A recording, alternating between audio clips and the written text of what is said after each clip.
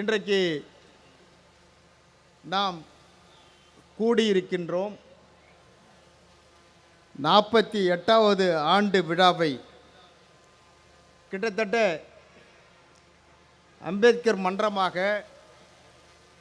மக்கள் நல மன்றமாக, அம்பேத்கர் மக்கள் விடுதலை முன்னணியாக, கடைசியாக புரட்சி பாரதம் என்கின்ற ஒரு அரசியல் அமைப்பாக உருவாகி இன்றைக்கு தவிர்க்க முடியாத ஒரு சக்தியாக புரட்சி பாரதம் இன்றைக்கு விளங்கிக் கொண்டிருக்கின்றது. இயக்கத்தை உருவாக்கிய தலைவர் மூர்த்தியார் அவர்கள் மறைவிற்கு பிறகு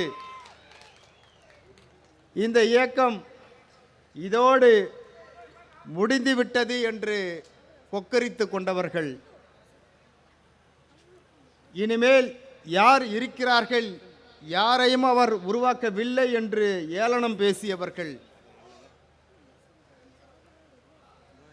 இந்த மக்கள் எதையும் வேண்டாம் என்று வீட்டிலே முடங்கி இருந்த என்னை அவருடைய எச்சில் பால் குடித்த ஜெகன்மூர்த்தி அவர்கள்தான் இந்த இயக்கத்தை வழிநடத்த வேண்டும் என்று அன்பு கட்டளை இட்டதின் பேரில் வேறு வழியில்லாமல் லட்சக்கணக்கான தொண்டர்களுக்கு, அவர்களுடைய உணர்வுகளுக்கு செவி சாய்த்து சரி என்று இந்த இயக்கத்தை வழிநடத்த 2002 செப்டம்பர் மாதம் இந்த கட்சியினுடைய பொறுப்பை ஏற்றுக்கொண்டு அதிலிருந்து நாம் எந்த விதமான சஞ்சலங்களுக்கும் இடம் கொடுக்காமல், அடக்குமுறைகளுக்கும் அஞ்சாமல், யார் யாரோ ஏதோதோ பேசுகிறார்கள், மிரட்டுகிறார்கள் என்றெல்லாம் கவலைப்படாமல் இந்த இயக்கத்தை வழிநடத்துவதற்கு இன்று வரையிலே மூர்த்தியார் இல்லை என்று சொன்னாலும் இங்கே இருக்கின்ற தொண்டர்கள் ஒவ்வொருவரும் மூர்த்தியாராக இன்றைக்கு களம் காண்டு கொண்டிருக்கிறார்கள். எத்தனையோ தலைவர்கள், எத்தனையோ பேரரசர்கள் எல்லாம் இயக்கம் கண்டார்கள். அவர் கண்ட மாத்திரத்திலேயே இயக்கம் மறைந்துவிட்டது. ஆனால் 48 ஆண்டுகளாக அதிலும் ஒரு பட்டியலினத்த மக்களை ஒன்று சேர்க்க வேண்டும், அவர்களை வழிநடத்த வேண்டும் என்றால் சாதாரண விஷயம் அல்ல. அதை இன்று வரையிலே நாம் நடத்தி கொண்டு இருக்கிறோம் என்று சொன்னால், இடையில வந்தவர்களெல்லாம் வாய் சவாடலுக்கு ஏற்றது போல மக்களை குழப்பி ஏமாற்றி ஏதோதோ செய்து கொண்டிருக்கிறார்கள். இன்றைக்கு புரட்சி பாரதம் ஒரு தலைவலியாக இருந்து கொண்டிருக்கிறது. ஒட்டுமொத்த மக்களுக்கும் நாம் தான் முகவரி என்று பறை சாற்றியவர்கள் நமக்கு எதிராக அல்ல, நம்மை விட மேலாக ஒரு இயக்கம் தமிழகத்தில் இன்றைக்கு செயல்பட்டு கொண்டு இருக்கிறது என்று சொன்னால், உண்மையாக ஒட்டுமொத்தவர்களையும் நாங்கள் தான் குத்தகை எடுத்திருக்கிறோம் என்று அறிவாலயத்தில் வியாபாரம் பேசுகிறவர்களை எதிர்த்து புரட்சி பாரதம் இன்றைக்கு அவர்களுக்கு ஒரு எதிராக இங்கே செயல்பட்டு கொண்டிருக்கிறது என்று சொன்னால், உண்மையாகவே கடந்த தேர்தலிலே மக்கள் ஏமாண்டிருக்கலாம், அல்லது மக்களை ஏமாற்றியிருக்கலாம், குழப்பியிருக்கலாம். ஆனால் கண்டிப்பாக இந்த 26 தேர்தலிலே எந்த தாழ்த்தப்பட்ட மக்களும் திமுகவிற்கும் அல்லது அதனுடைய கூட்டணிக்கும் வாக்களிக்க மாட்டார்கள் என்று அனுபவபூர்வமாக நான் இங்கே பதிவு செய்ய விரும்புகிறேன். ஏனென்று சொன்னால், தமிழகம் முழுக்க தாழ்த்தப்பட்ட ஒடுக்கப்பட்ட மக்கள் பாதிக்கப்பட்டு இருக்கிறார்கள். பொய் வழக்கு புனையப்படுகிறது. அவர்கள் மீது சிறை தள்ளுவதற்கு இந்த அரசு துடித்து கொண்டிருக்கிறது. ஏற்கனவே பல தலைவர்களை சிறையில் தள்ளியிருக்கிறது, பல தலைவர்களை கொன்றிருக்கிறது. அதற்கு இன்னும் கூட உண்மையான குற்றவாளி யார் என்று கண்டுபிடிக்காமல் இந்த அரசு திணறிக் கொண்டிருக்கிறது. திராவிட மாடல் என்று சொல்லுகின்ற, சமூக நீதி ஆட்சி என்று சொல்லுகின்ற இந்த அரசு தாழ்த்தப்பட்ட மக்களுக்காக ஒதுக்குகின்ற நிதி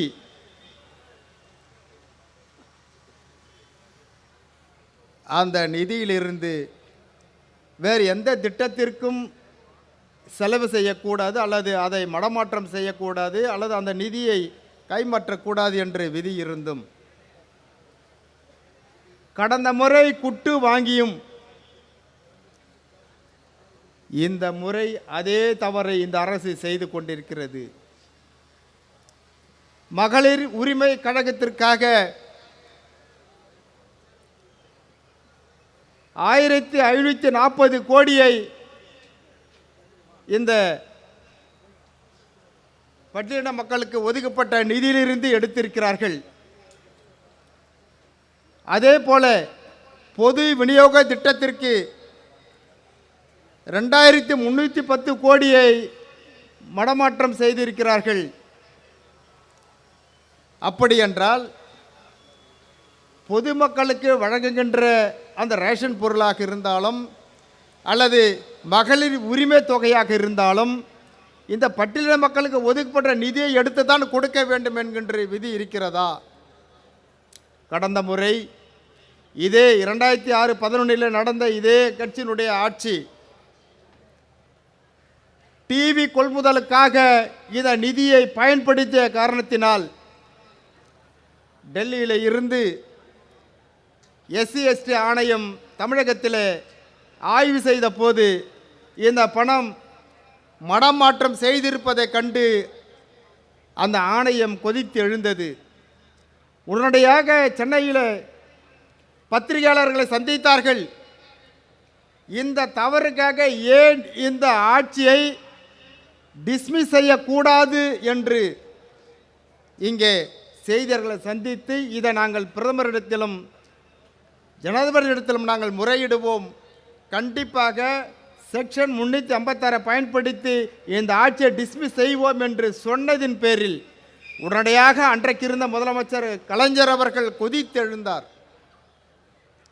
இது போன்று எங்களை அசிங்கப்படுத்தியிருக்கிறார்கள், அவமானப்படுத்தியிருக்கிறார்கள், இந்த ஆணையத்தினுடைய தலைவரை மாற்றவில்லை என்று சொன்னால் உங்கள் கட்சிக்கு நாங்கள் கொடுக்கின்ற ஆதரவை நாங்கள் திரும்ப பெற்று விடுவோம், உங்களுடைய ஆட்சி இதோடு டிஸ்மிஸ் ஆகிவிடும், எங்களை டிஸ்மிஸ் செய்ய வேண்டும் என்று நினைத்தால் உங்களுடைய ஆட்சியும் இருக்காது என்று எங்களுடைய எம்பிக்களை, பாராளுமன்ற உறுப்பினர்களை நாங்கள் உங்களுக்கு கொடுக்கின்ற ஆதரவை திரும்ப பெற்றுக்கொள்வோம் என்று அன்றைக்கு சொன்னதின் பேரில் அன்றைக்கு பல காட்சிகள் மாறியது.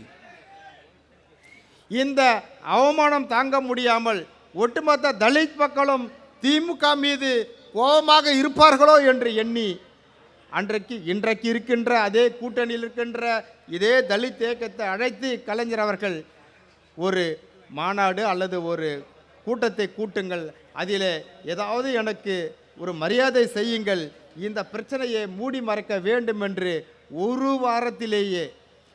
வாரத்திலேயே அதற்கு ஒரு கூட்டத்தை கூட்டி அதற்கு அம்பேத்கருக்கு நிகராக கலைஞர்களை பார்க்கிறோம் என்று அண்ட புழுகு புழுகி இந்த துரோகத்தோடு துரோகம் சேர்ந்து, இப்படிப்பட்ட துரோகம் இந்த மக்கள் மன்னிப்பார்களா? இந்த மக்கள் ஏற்றுப்பார்களா?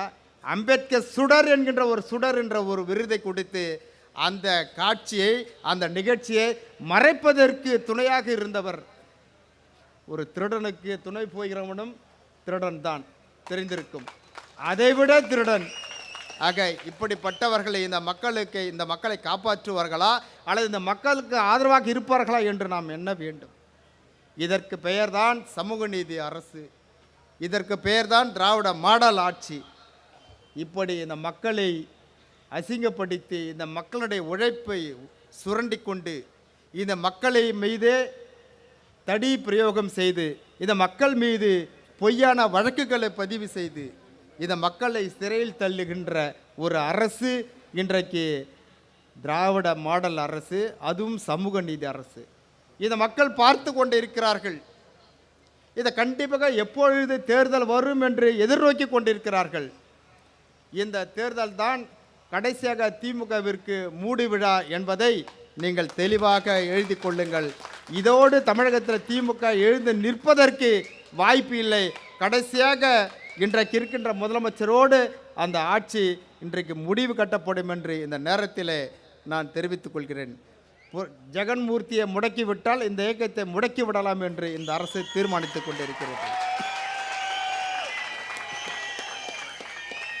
மூர்த்தியர் அவர்கள் மறைந்த பொழுது 1000 மூர்த்திகள் தோன்றினார்கள். ஜெகன்மூர்த்தியை முடக்கினாலும் பல ஆயிரம் ஜெகன்மூர்த்திகள் தோன்றுவார்கள். இந்த இயக்கம் எந்த கொம்பனுக்கும் அடிபணியாது, எந்த மிரட்டலுக்கும் அடிபணியாது. எதற்கும் அஞ்சாமல் இருப்பதுதான் பூவை மூர்த்தியருடைய வழக்கம். யாரும் எங்களை மிரட்ட முடியாது. ஒரே ஒரு பெயர் பூவை மூர்த்தி என்று சொன்னால் எல்லோருக்கும் தெரியும், இந்த அரசுக்கும் தெரியும். அப்படி இருந்தும் கூட ஏன் என்று சொன்னால் ஒரே ஒரு உதாரணம் சொல்லுகின்றேன். மதுரையில் நடந்த 1996 அன்றைக்கு ஊராட்சி மன்ற தேர்தலில் இதே திமுகவை சேர்ந்த மேலவளவு, மதுரை பக்கத்தில் இருக்கின்ற மேலவளவு ஊராட்சி மன்ற தலைவர் ஏழுமலை உள்பட 7 பேர் வெட்டி படுகொலை செய்யப்பட்டார்கள். அத்தனை பேரும் திமுகவினுடைய சேர்ந்தவர்கள். திமுக எந்த விதமான போராட்டம் நடத்தவில்லை. திமுக காரர்கள் இதற்கு எதிரி, அதாவது வெட்டியவர்கள் மீது வழக்கு பதியவில்லை. புரட்சி பாரதம் உடனடியாக தலைவர் மூர்த்தி அவர்கள் கொதித்தெழுந்தார்கள். ஒரு தாழ்த்தப்பட்டவனை ஊராட்சி மன்ற தலைவராக மக்கள் தேர்ந்தெடுத்த பிரதிநிதியை 7 பேரை வெட்டி சாய்த்திருக்கிறார்கள். இதற்கு இந்த அரசு எந்த நடவடிக்கையும் எடுக்கவில்லை என்று தமிழகம் முழுக்க போராட்டம் நடத்தினார்கள். இந்த திருவள்ளூர் மாவட்டத்தில் நடந்த போராட்டத்திலே தலைவர் மூர்த்தி அவர்கள் A1 குற்றவாளி, ஜெகன்மூர்த்தி A2 குற்றவாளி.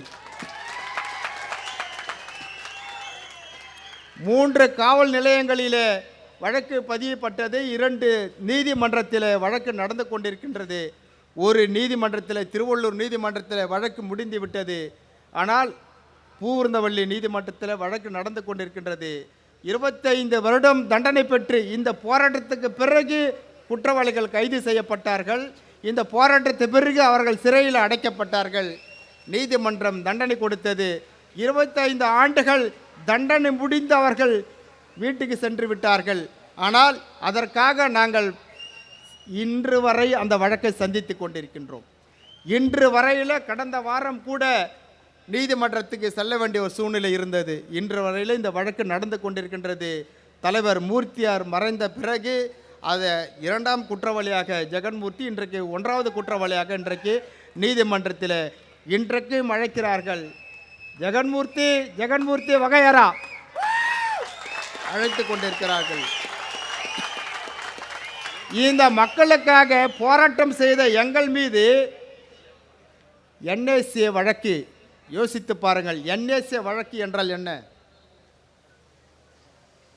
இந்த நாட்டுடைய இறையாண்மைக்கு குந்தகம் விளைவிக்கின்றது.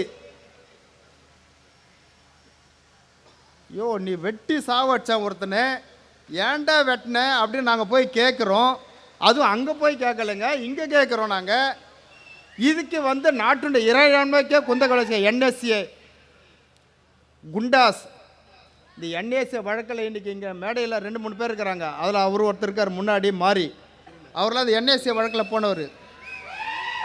நம்ம பக்கத்தில் சித்துக்காடுன்ற ஊர் இருக்குது. அந்த ஊர்லேருந்து மட்டும் கிட்டத்தட்ட 40 பேர் கைது செய்யப்பட்டாங்க.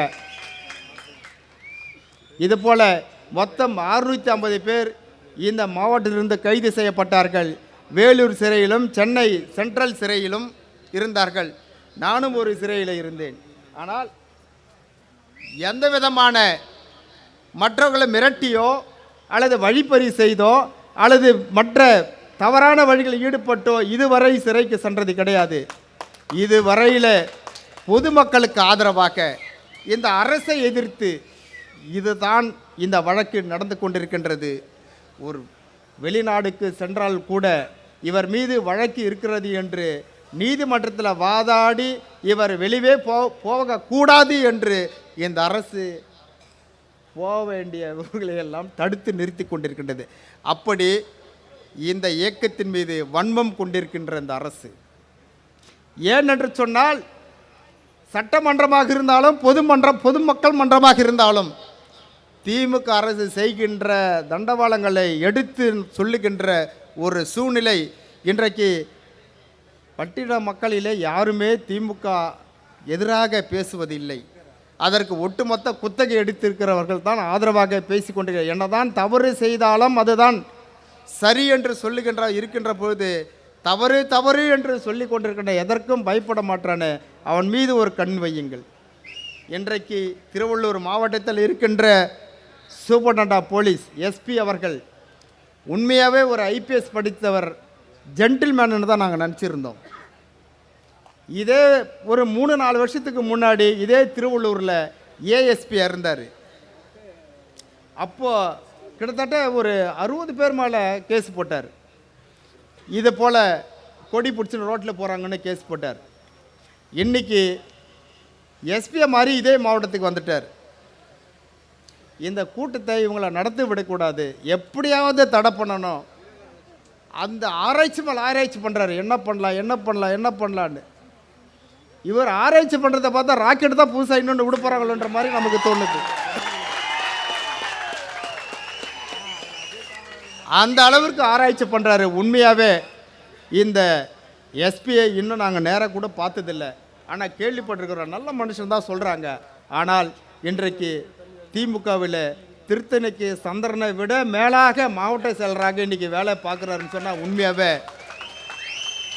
தாராளமாக அவர் ரிசைன் பண்ணிட்டு திமுகவில் மாவட்ட செயலரை பதவி வாங்கிட்டு தாராளமாக அவர் வேலை செய்யலாம், இல்லைன்னு சொல்லலை.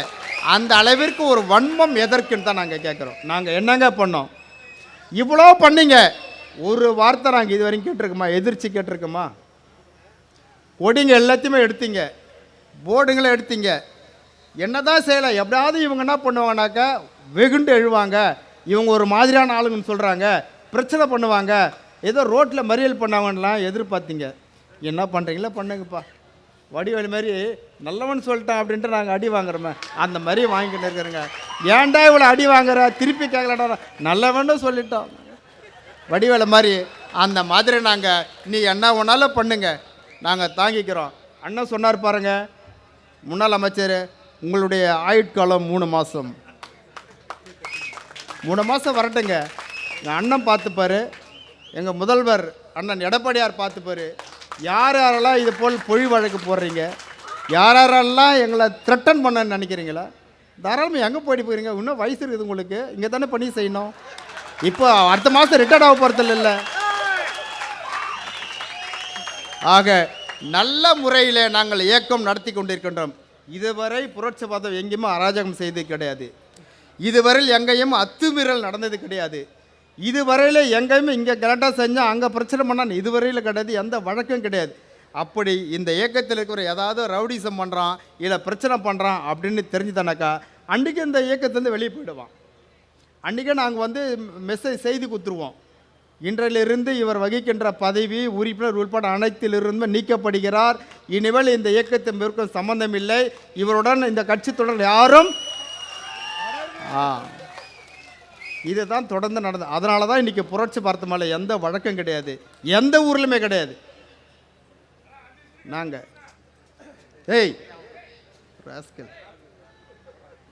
மடியில் கனம் இல்லை, அதனால் நாங்கள் யாருக்கும் பயப்படணுன்னா அவசியமே இல்லை. ஆகவே எந்த விதமான மிரட்டலுக்கும் நாங்கள் பயப்பட போவது இல்லை. நாங்கள் நேர்மையாக தூய்மையாக இந்த மக்களுக்கான பணிகளை நாங்கள் செய்து கொண்டிருக்கின்றோம், நடத்தி கொண்டிருக்கின்றோம்.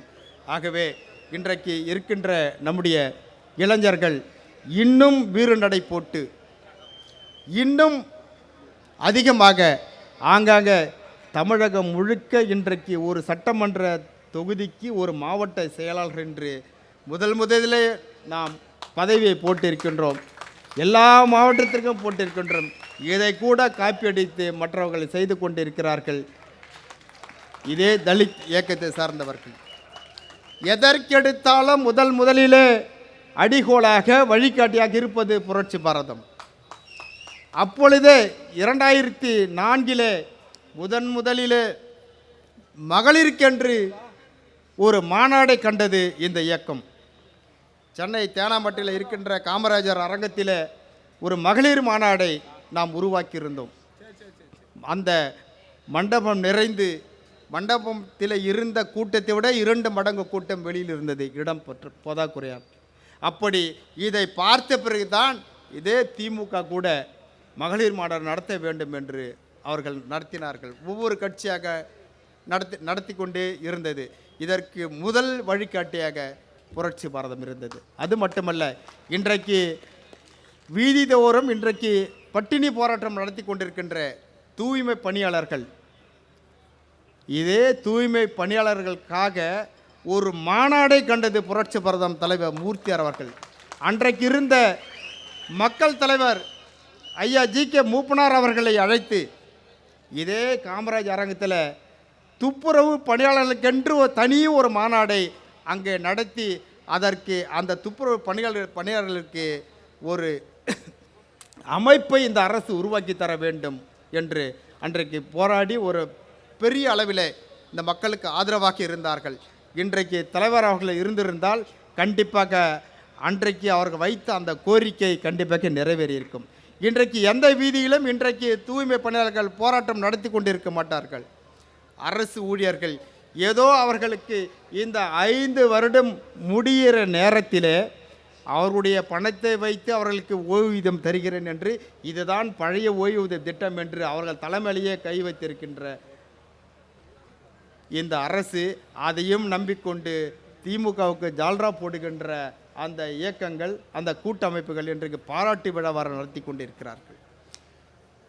தேர்தலுக்கு முன்பாக கொடுத்த வாக்குறுதியை இந்த 4.25 வருடம் நிறைவேற்றாத இந்த அரசு 4 மாதம் இருக்கும் பொழுது இதை நிறைவேற்றியதாக தம்பட்டம் அடித்து கொண்டிருக்கின்றது. ஆனால் இன்னும் இடைநிலை ஆசிரியர்கள் போராட்டம் நடத்தி கொண்டிருக்கிறார்கள். துவக்கப்பள்ளி ஆசிரியர்கள் போராட்டம் நடத்தி கொண்டிருக்கிறார்கள். ஊராட்சி மன்றத்தினுடைய ஊராட்சி செயலாளர்கள் போராட்டம் நடத்தி கொண்டிருக்கிறார்கள். ஊராட்சியில் பணி செய்கின்றவர்கள் போராட்டம் நடத்தி கொண்டிருக்கிறார்கள். இப்படி பல்வேறுபட்ட அமைப்புகள் இந்த அரசை எதிர்த்து போராட்டம் நடத்தி கொண்டிருக்கின்றது. ஆனால் இந்த அரசு இதுவரையிலே செவி சாய்த்து அவர்களை அழைத்து பேசி எந்த விதமான சுமூக உடன்பாடு நடத்தவில்லை. இவர்களெல்லாம் இந்த அரசு மீது படும் கோபமாக இருக்கின்றது. அரசு ஆசிரியர்கள் உட்பட அரசு ஊழியர்கள், போக்குவரத்து ஊழியர்கள் அத்தனை பேரும் ஏதோ இன்றைக்கு தற்காலிகமாக சமாதானமாகி இருக்கிறார்கள். ஆனால் அவர்கள் அத்தனை பேரும் திமுக கிளை செயலர்கள் முதல், திமுகவில் இருக்கின்ற அந்த யூனியன் தலைவர்கள் முதல் என்னிடத்திலேயே பேசியிருக்கிறார்கள். ஏங்க பொய் சொல்லக்கூடாதுங்க, உண்மையே எடப்பாடியோட ஆட்சி எவ்வளோ மேலுங்க திமுககாரர் சொல்கிறான். இந்த அரசு இது எங்கள் கட்சி, எங்கள் அரசுன்னு நாங்கள் நம்பியிருந்தோம், எங்கள் தலைமையிலேயே கையை வச்சுட்டாரு, எதுவுமே பண்ண முடியல. இன்றைக்கு அரசு போக்குவரத்து இன்றைக்கி கொஞ்சம் கொஞ்சமாக தனியார் மயமாக்கப்பட்டு வருகிறது. இன்றைக்கு பாருங்கள், எங்கேயுமே இல்லை. பக்கத்தில் இருக்கிற பூந்தமல்லி டிப்போவில் இருக்கின்ற அனைத்து பேருந்துகளும் இன்றைக்கு தனியார் மயம். அவர்களை பார்த்து அரசுக்கு ஏதாவது கொடுப்பாங்களாம், அவங்க சொந்த பஸ்ஸாக. என்னங்க கொடுமை இது! இப்படி இனிமேல் இந்த போக்குவரத்து துறையில் அரசு வேலை கிடைக்காது. தொகுப்பு ஊதியத்தில் யாரோ ஒருவருக்கு கான்ட்ராக்ட், யாரோ ஒருவர் இல்லை, எல்லாருக்குமே தெரியும். எல்லாருக்குமே யாருன்னு தெரியும், நம்ம சொல்லணும்னு அவசியம் இல்லை.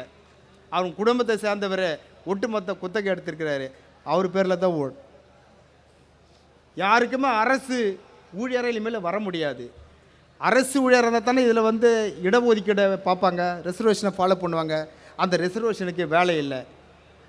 குறிப்பாக சொல்லணுங்க, பட்டியலினத்தவர்கள் இனிமேல் அரசாங்க வேலைக்கு போக முடியுமான்னு தெரியல. குறிப்பாக போக்குவரத்து துறைக்கு போகவே முடியாது. இப்படி இந்த அரசு இந்த மக்களை எந்தெந்த விதத்தில் இவர்களை வாட்டி வதைக்க முடியுமோ அப்படியெல்லாம் வதைத்து கொண்டிருக்கின்றது. இன்னும் கூட இந்த அரசை நம்புவார்களா? எப்படி நம்புவார்கள்? இதே திமுக காரர்களே பார்த்து கொண்டிருக்கிறார்கள். ஏன் திமுகவில் எவ்வளோ பேர் இருக்கு இல்லையா, தாழ்த்தப்பட்டவன், தலித்து, அத்தனை பேர் திமுகவில் இருக்கிறவன் கூட 26 தேர்தலை எதிர்நோக்கி கொண்டிருக்கின்றான். அத்தனை பேரும் திமுகக்கு பட்ட நாமத்தை அடித்து அண்ணன் எடப்பாடியாருடைய தலைமையில் இருக்கின்ற அதிமுக கூட்டணி கட்சிகளுக்கு வாக்களித்து மீண்டும் 2வது முறையாக அண்ணன் எடப்பாடியார் அவர்கள் முதலமைச்சராக அரியணை ஏறுவார் என்று திமுககாரருடைய உள்ளங்கள் பேசுகின்றது. உண்மையாக திமுக காரங்களை நாங்கள் உண்மையாக தொண்டர்களை மதிக்கிறோம் என்று சொன்னால் அவர்கள் வாக்களிக்க தயாராக இருக்கிறார்கள். இப்படி எந்த துறை எடுத்துக்கொண்டாலும் அல்லது நெசவாளர்களாக இருந்தாலும் விவசாயிகளாக இருந்தாலும் எந்த துறையை எடுத்துக்கொண்டாலும் இந்த அரசு மீது கடும் கோபத்தில் இருக்கிறார்கள். ஆகவே இந்த அரசுக்கு இந்த 26 தான் இது முற்றுப்புள்ளி வைக்கப் போகின்றது. இந்த அரசு இதோடு மீண்டு எழுவதற்கான எந்தவித வாய்ப்பும் இல்லை. ஆகவே புரட்சி பாரதம் தொண்டர்கள் இன்றைக்கு அதிமுக கூட்டணியில் இருக்கின்றது. ஆனால் ஒவ்வொரு தொண்டனும் உண்மையான தொண்டர்கள் இந்த கூட்டணியில் இருக்கின்ற அத்தனை பேர்களுக்கும் தேர்தலிலே சுயன்று பணியாற்றி இந்த கூட்டணியில் இருக்கின்றவர்களை வெற்றி பெற செய்து மீண்டும் அண்ணன் எடப்பாடியார் அவர்கள் முதலமைச்சர் ஆவதற்கு நாமும் ஒரு தூண்டுகோலாக இருப்போம் என்று இந்த நேரத்தில் நான் தெரிவித்துக் கொண்டு